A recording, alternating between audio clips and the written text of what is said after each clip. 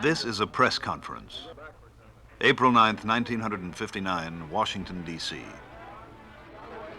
One of these 7 young men will be the first American into space. These are the astronauts. United States Project Mercury.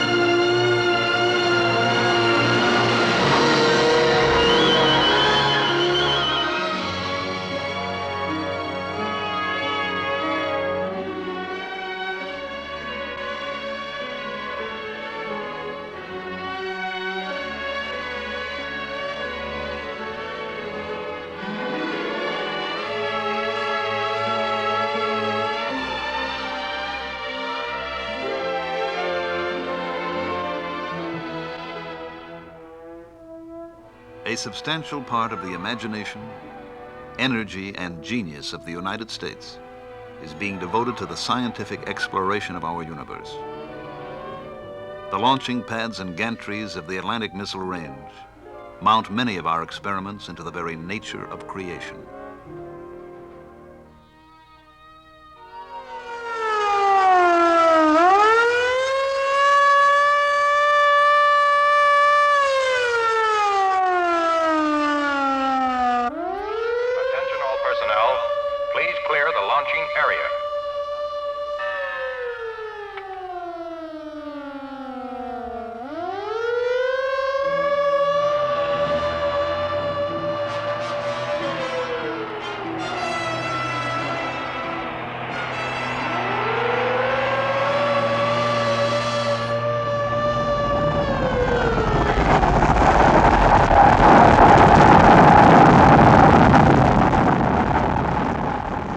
This launch carried an Earth satellite into orbit. Soon, before the Earth turns many hundred times, a man will climb into a capsule at the Atlantic Missile Range and be hurled headlong into space.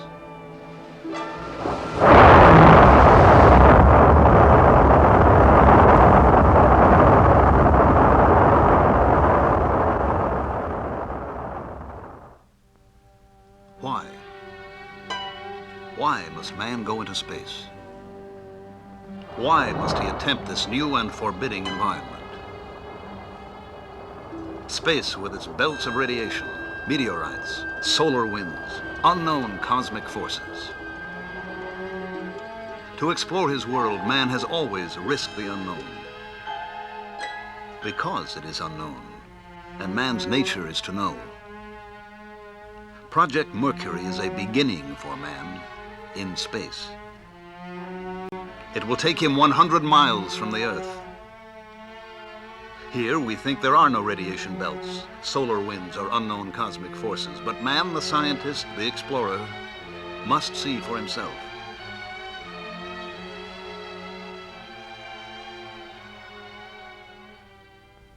Each component of Project Mercury will be held up and measured in the unbending light of scientific truth. Will it work? Why? Does it work under load? Why not?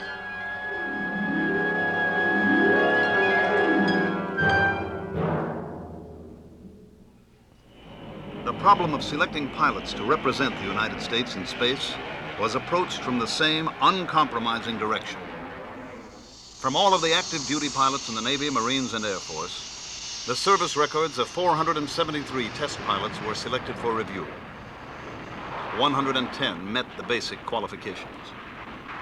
Each must be a graduate of a Navy or Air Force test pilot school, 1,500 hours of flight time, qualified in jet aircraft, an engineering background, younger than 40 at the time of selection, and 5 feet 11 or less. The National Aeronautics and Space Administration asked 69 Navy, Marine, and Air Force officers of the 110 who qualified to come to Washington for a briefing. They were interviewed, tested, and asked to volunteer for the Project Mercury mission. 6 were discovered to be too tall. 16 declined. And 47 volunteered. 32 were asked to continue through a series of capability tests which would indicate not the best man in the group, but the various degrees of qualification of each man.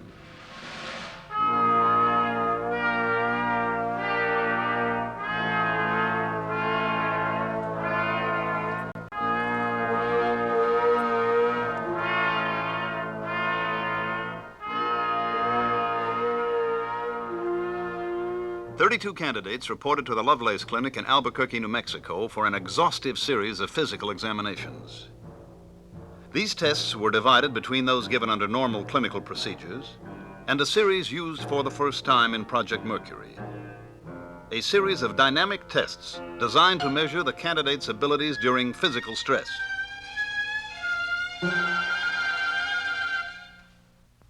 Laboratory studies were made in each physiological area. As military pilots, these men had passed yearly flight physicals.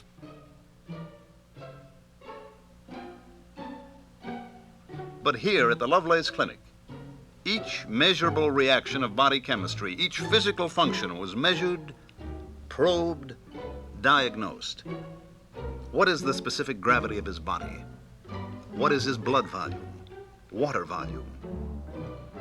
What is his total body radiation count?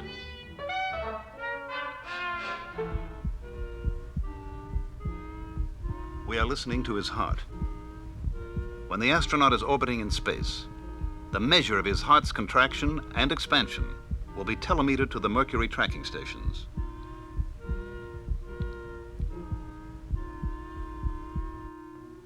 After a week of examinations, the candidates were sent on to the Wright Air Development Center in Dayton for stress evaluation and psychological tests.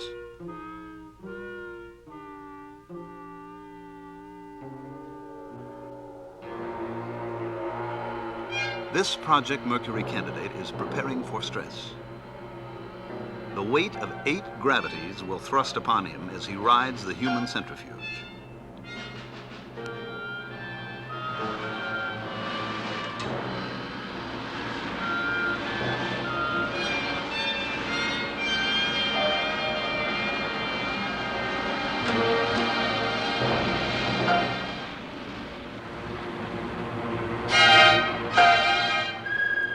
His reactions are studied. The results will indicate how he fared under multiple gravity forces. Did he show a tendency to pull back? No. Was his tolerance level low or was it high? Now, can we shake his equilibrium?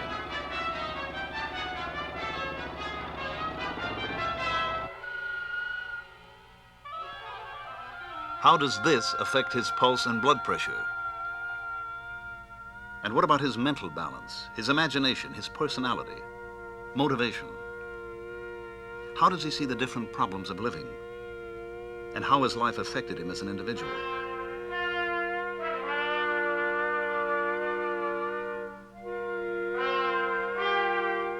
Test his memory, comprehension, perception, visualization. Ask him to describe himself in 100 different ways with a battery of tests. Now take him up to 65,000 feet for 1 hour in a pressure chamber.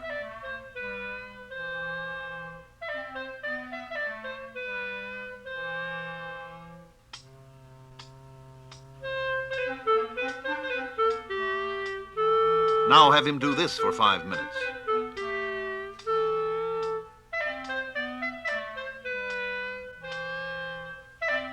Then ask him to take a walk. Walk until his heart beats 180 times a minute. Elevate the incline 1 degree every minute.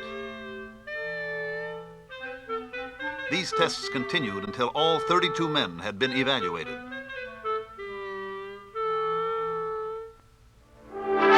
Seven men emerged from this competitive purgatory as the Project Mercury astronauts. At McDonnell Aircraft, they saw a model of the space capsule they would ride into orbit. They sat in the cockpit for the first time. This is the beginning for each of them. Captain Donald K. Slayton, United States Air Force, age 35, from Sparta, Wisconsin. Lieutenant Commander Alan B. Shepard, United States Navy, age 35, from East Derry, New Hampshire. Lieutenant Commander Walter M. Schirra, Jr., United States Navy, age 36, from Wardell, New Jersey. Captain Virgil I. Grissom, United States Air Force, age 33, from Mitchell, Indiana. Lieutenant Colonel John H. Glenn, United States Marine Corps, age 38, from New Concord, Ohio. Captain Leroy G. Cooper, Jr., United States Air Force, age 32, from Carbondale, Colorado. Lieutenant Malcolm Scott Carpenter, United States Navy, age 33, from Boulder, Colorado. These officers were detailed by their services to report to the NASA at Langley Field, Virginia.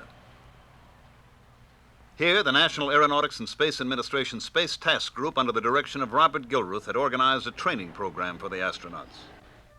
They were excellent students, and they had a realistic and tough-minded approach to Project Mercury. They had to know all the answers. Here, they discussed the flight tests. In the flight program, they would ride both the Redstone and the Atlas boosters.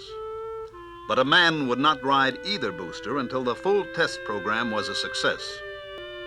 The schedule included first instrumented capsules, then capsules with a monkey aboard, and then one of the 7 would go into space. The schedule also provided for the problems of flying near the Earth. They must maintain their proficiency in high-performance military aircraft.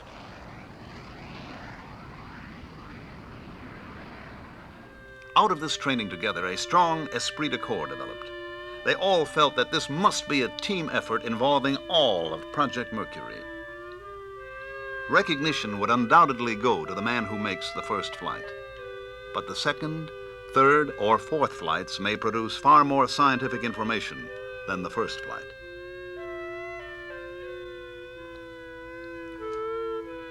Soon, all of the astronauts were busy qualifying themselves for space flight. They rode the human centrifuges of the Air Force and the Navy. Here, they trained to increase their resistance to the forces of nature that were pitted against them.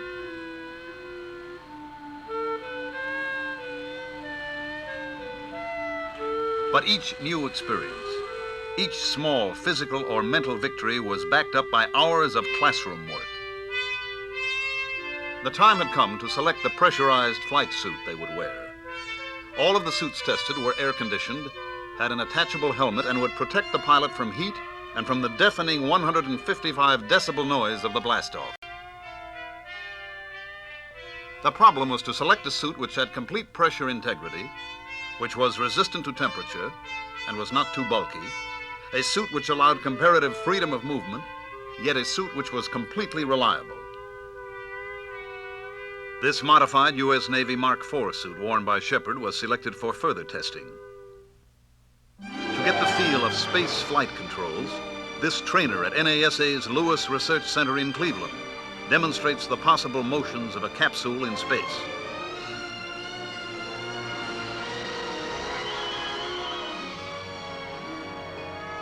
While the astronauts perfect themselves for their mission, the hardware of Project Mercury is being tested, evaluated, reshaped, and tested again.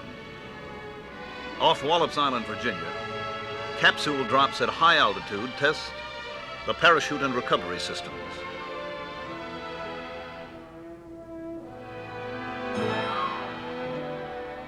At 10,000 feet, the parachute will open.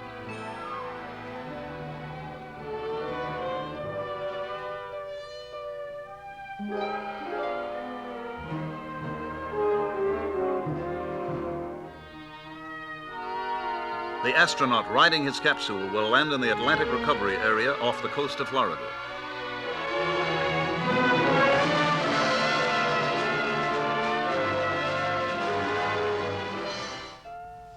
The astronaut must learn to tolerate the heating he encounters during his fall back into the atmosphere. These quartz tube lamps produce great heat.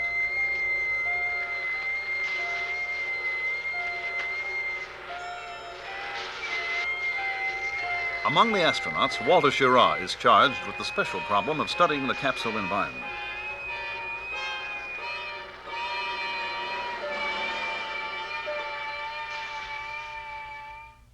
But there are some moments of rest for the astronauts. Here, they sit in a projection room and watch the films taken of their visit to the Atlantic Missile Range, Cape Canaveral.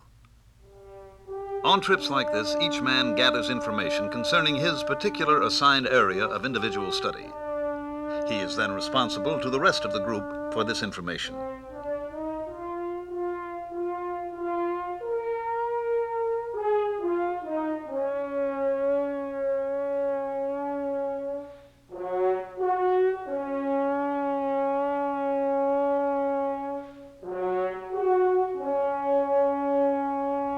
Grissom's area of responsibility is the flight control system, including the automatic pilot. Cooper's area concerns the ballistic flights with the Redstone missile.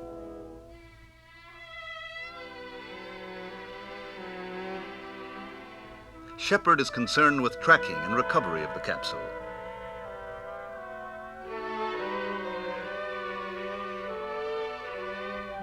Glenn has the cockpit area. Carpenter, communication and navigation.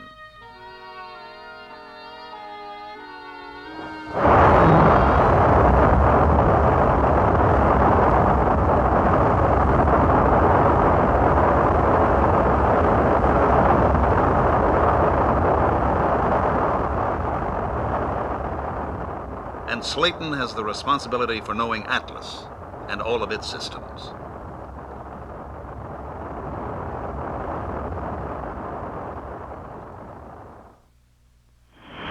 The possibility that trouble may develop with the Atlas or the Redstone during the countdown or during the takeoff is looked squarely in the eye by the astronauts and the engineers behind Project Mercury. This booster was not a Mercury vehicle, but imagine the worst possible situation for the astronaut, that his capsule is now mounted on top of this Atlas. The escape rocket takes the capsule away from the booster.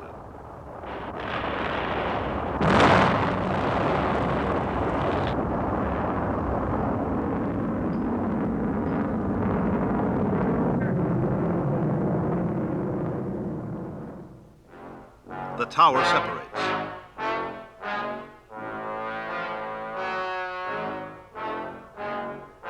The parachute opens, and the capsule lands in the sea.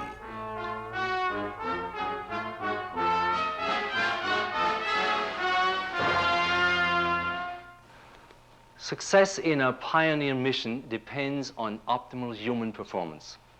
And performance... This is the voice of Dr. Theodore Benzinger at the Naval Medical Center, Bethesda, Maryland. The astronauts each take their afternoon of sweating it out in this gradient heat calorimeter. In a temperature as hot as it is in here now for him and will later be for you, 114 degrees Fahrenheit, your internal body temperature is protected by a physiological mechanism of very high power and precision. In the submarine carbon dioxide chamber at Bethesda, the astronauts learn that space medicine and submarine medicine have common problems. Under emergency conditions, there is a danger of the presence of unusual amounts of carbon dioxide in the space capsule or submarine hull.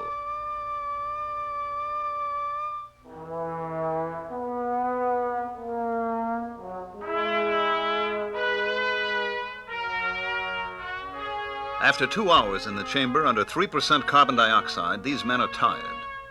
But they were convinced that they could function for quite a long time, at least long enough to make a complete orbit of the Earth and then to make an emergency re-entry and landing.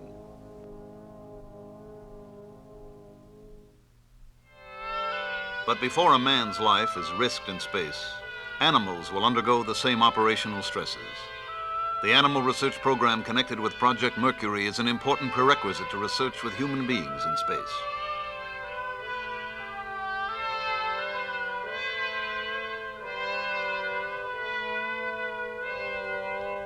The NASA research which created the individually molded couch, was another step toward minimizing the hazard of injury during the Mercury mission.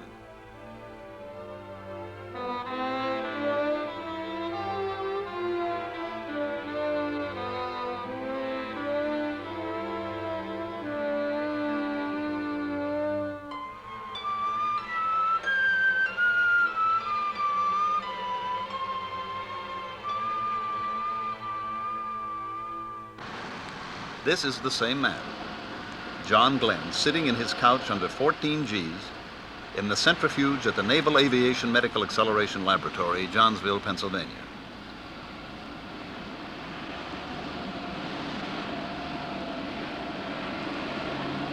And this is Gus Grissom. The astronauts consider this experience as probably the most important phase of their space flight environmental training.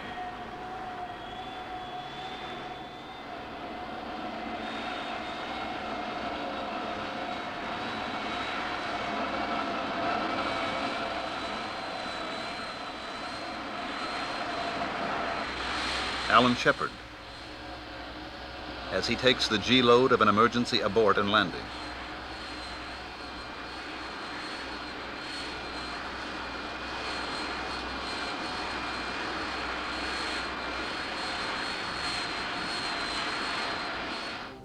To be able to take this physical beating, these men must be conditioned like athletes.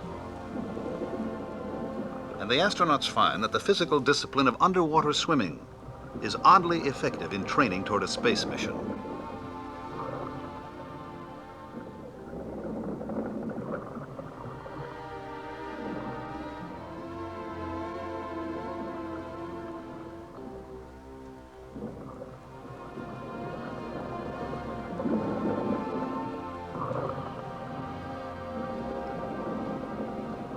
Navy Underwater Demolition Team 21 at Little Creek, Virginia, supervises the instruction of the astronauts. Al Shepard and Wally Schirra have just completed a half-mile swim by compass course to the beach. Underwater swimming, aside from being an excellent physical conditioner, accustoms the astronaut to a forced breathing discipline and closely approximates the condition of weightlessness, which will be encountered in orbital flight.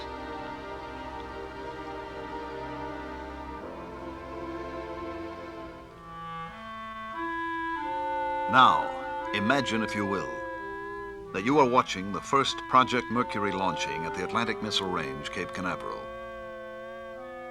At launch time, the manned capsule with its escape system is thrust into the sky by the 2 booster engines and 1 sustainer engine of the Atlas.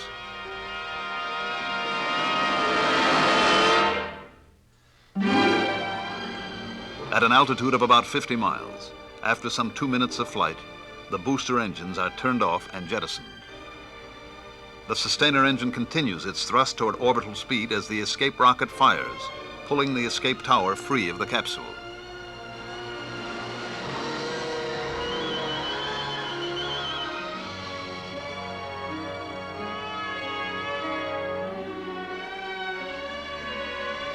Orbital speed will be achieved at about 100 miles altitude. Once in orbit, explosive bolts release the capsule. Separation rockets on the capsule fire, pushing the capsule away from the Atlas.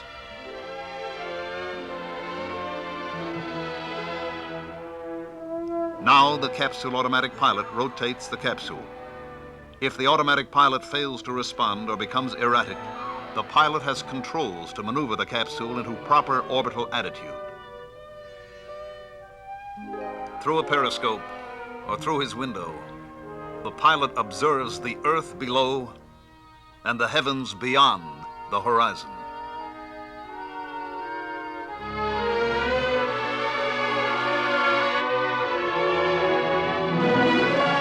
Near the end of the 3rd orbit, when the capsule is several hundred miles west off the coast of California, the signal for re-entry is given. Retro rockets fire, causing the capsule to leave its orbital path. Now man and capsule fall, and meteor-like plunge toward the Earth. Plunging through the atmosphere, the heat shield glows white hot. The blunt end must be pointed in the line of fall. Below, patrol aircraft sweep the re-entry area with radar.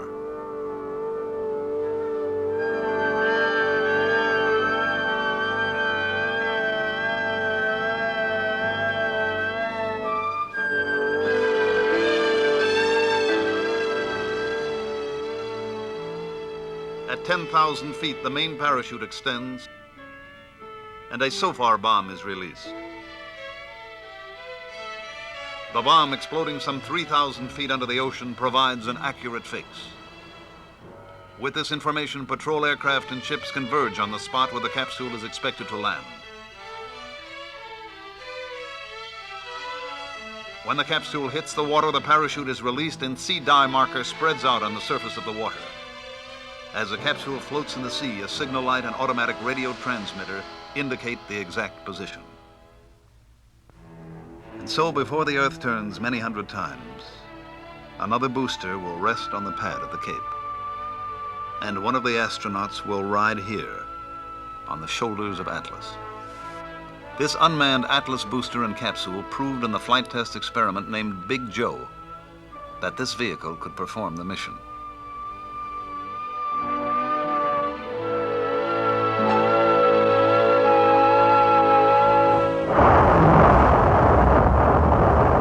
Capsule without escape tower rocketed to 100 miles and was thrust downward to re-enter the Earth's atmosphere at a speed just below the predicted re-entry speed. The capsule was recovered in the Atlantic Ocean. The tests will continue. The experiments and training will go on to put man into orbit. These are the astronauts. United States Project Mercury.